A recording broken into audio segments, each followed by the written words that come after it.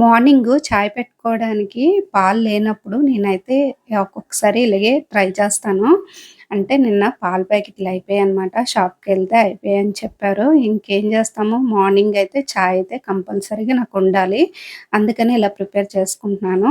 ఒక 2 కప్పులు వాటర్ వేసుకున్నా. అందులోన 4 టీ స్పూన్ల బెల్లం పౌడర్ అయితే వేశాను. ఇంకా మా గార్డెన్‌లో పుదీనా ఉంటే అది తీసుకుంటున్నాను. పుదీనా ప్లేస్‌లో తులసి కూడా వేసుకోవచ్చండి. టేస్ట్ అయితే చాలా బావుంటది. ఫ్రెష్‌గా ఉన్న ఆకులు వేసుకుంటే బావుంటది టేస్ట్. ఇంకిక్కడ 3 ఆకులు ఇలా వేసుకొని, ఇందులోనే నిమ్మరసం పిండుకుంటున్నాను కొంచెం. ఇంకా వాటర్ అయితే బాగా మరుగుతుంది. బెల్లము వాటర్ అయితే బాగా మరిగించుకొని, ఇందులోన ఒక టీ స్పూన్ అయితే టీ పొడి వేసుకుంటున్నాను. ఎక్కువ సేపు మరిగించకూడదు. టీ పొడి వేసిన తర్వాత ఎందుకంటే చేదొచ్చేస్తది. కొంతసేపనమాట హై ఫ్లేమ్‌లో మరిగించుకొని ఇలా వడపోసుకోవడమే. టేస్ట్ అయితే చాలా బావుంటదండి.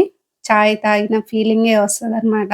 ఎప్పుడు ఇంట్లో పాలు లేకపోతే ఇలాగే ట్రై చేస్తూ ఉంటాను. ఇందులో అయితే నేను బెల్లం పౌడర్ ఏసాను కదా! దాని ప్లేస్‌లో హనీ కూడా వేసుకోవచ్చండి. ఇంక నేనైతే మార్నింగు ఇదే తాగాననమాట. టేస్ట్ అయితే చాలా బావుంటది. మీరు కూడా ఒకసారి ట్రై చేయండి. హెల్త్‌కి చాలా మంచిది.